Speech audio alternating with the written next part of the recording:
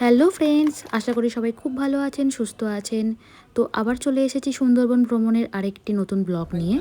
সকালবেলা টিফিন দেওয়ার কিছুক্ষণ পরেই ওরা আবার আমুদি মাছ ভাজা দিয়ে দিয়েছিল, যেগুলো খুব স্পাইসি ছিল এবং ক্রাঞ্চিও ছিল।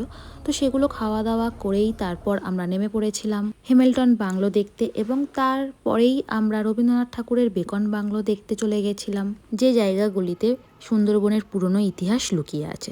তারপরেই আমাদের লঞ্চে তুলে একটা রিসর্টে নামিয়ে দেওয়া হয়েছিল, আপনজন রিসর্ট। এই রিসর্টেই আমরা পরবর্তী দুদিন স্টে করেছিলাম।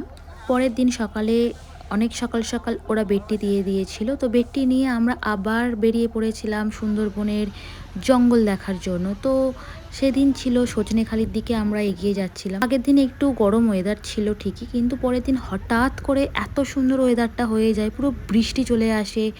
বৃষ্টি ওয়েদারে পুরো নদীর মাঝখানে আমাদের লঞ্চ সামনের দিকে এগিয়ে যাচ্ছিল এরকম ঘন জঙ্গলের পাশ থেকে। সেই দৃশ্যগুলো কিছু জাস্ট বলার নেই, এত ভালো ছিল। তারপরেই আমরা সজনেখালিতে একটা চিড়িয়াখানায় নেমে পড়েছিলাম, যে চিড়িয়াখানাটা অনেকটা জায়গা জুড়ে বিস্তৃত ছিল সুন্দরবনের মধ্যে। সেইখানে দেখতে দেখতে হঠাৎ একজনের সাথে দেখা হয়, এই দেখুন। ইনি এখানে ছুটি কাটাতে ব্যস্ত। তো এইরকম সুন্দর বৃষ্টি ওয়েদারে কার না ঘুমোতে ভালো লাগে, তো ইনি ঘুমুক, ওনাকে ডিস্টার্ব না করে সবাই খুব শান্তভাবে ফটোশ্যুট করছিল, সেলিব্রিটি বলে কথা। তো যাই হোক, সেলিব্রিটিকে একটু পিছনে ফেলে আমরা আবার বৃষ্টির মধ্যে সামনের দিকে এগিয়ে যেতে লাগলাম। যেতে যেতে হঠাৎ দেখতে পেলাম, এই দেখুন, এত বড় একটা মৌচাক, যেটা আমি আগে কখনো দেখিনি। বিশাল আকৃতি জুড়ে একটা মৌচাক হয়ে আছে। চিড়িয়াখানা থেকে বেরিয়ে আবার জঙ্গলের পাশ দিয়ে আমাদের লঞ্চ সামনের দিকে এগিয়ে যাচ্ছিল, এবং যেতে যেতে হঠাৎ লক্ষ্য পড়লো আমাদের যে জঙ্গলের মধ্যে একটা হরিণ ঘোরাফেরা করছে। ঘন জঙ্গলের মধ্যে এই রকম বন্য প্রাণী স্বাধীনভাবে ঘুরে বেড়াচ্ছে, এই দৃশ্য শুধুমাত্র সুন্দরবনেই দেখা যায়, যেটা আমরা অন্য আর কোথাও দেখতে পাবো না। তারপর আমরা বাঘ মামাকে দেখার জন্য অনেক খোঁজাখুঁজি করেছিলাম, কিন্তু বাঘ মামা আমাদেরকে দেখা দেয়নি। তো বাঘ মামাকে না দেখতে পেয়ে মনের দুঃখে একটু ক্যাট মেরে আমরা সেলফি টেলফি তুলে নিচ্ছিলাম। তো তারপরে আবার আমাদের লঞ্চ রিসর্টের কাছে নামিয়ে দিয়েছিল। তো সেখানে সন্ধেবেলা টিফিন খেয়ে আমরা একটু মার্কেটিংয়ের জন্য সন্ধেবেলা বেরিয়ে পড়েছিলাম। এই সন্ধেবেলাটাও কতটা সুন্দর ছিল। তো সেদিন আমরা চারিপাশটা একটু ঘোরাঘুরি করে মার্কেটিং করে তারপর রিসর্টে চলে গেছিলাম, এবং সেখানে ডিনার করে সেদিন একটু টায়ার্ডও হয়ে গেছিলাম, তো সবাই শুয়ে পড়েছিলাম। তারপরের দিন আবার সকাল সকাল বেডটি নিয়ে বেরিয়ে পড়েছিলাম। আর এই দিনটাই ছিল 15 আগস্ট, তো আমাদের এই ছুটির শেষ দিন। মনটা একটু খারাপ করছিল এত সুন্দর জায়গাকে ছেড়ে আসতে, কিন্তু কি করা যাবে বলুন, বাড়ি তো ফিরতেই হবে। তো এই শেষ দিনটা আমরা খুব ভালোভাবে কাটিয়েছিলাম, কারণ এটা ছিল 15 আগস্ট, আমি আগেও বলেছি। তো এখানে একটা স্পেশাল মুহূর্ত আমাদের জন্য ওয়েট করছিল, তো সেটা আপনাদের সাথেও শেয়ার করব। তো এইভাবে চলতে চলতে আমরা সেদিন চলে গেছিলাম বনদেবীর মন্দির, যেটা সুন্দরবনের একটি পবিত্র স্থান।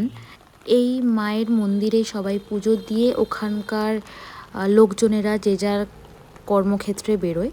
তো সবাই যদি মাছ ধরতে বা যে যে যার কাজেতে যাওয়ার আগে এই মায়ের কাছে অবশ্যই কিন্তু পুজো দিয়ে তবে যায়। তো আমরাও সেই মায়ের দর্শন নিলাম, খুব ভালোভাবে দেখলাম মাকে, এবং সেখানে কিছুক্ষণ সময় কাটিয়ে আবার আমরা রওনা দিয়েছিলাম বাড়ি ফেরার দিকে।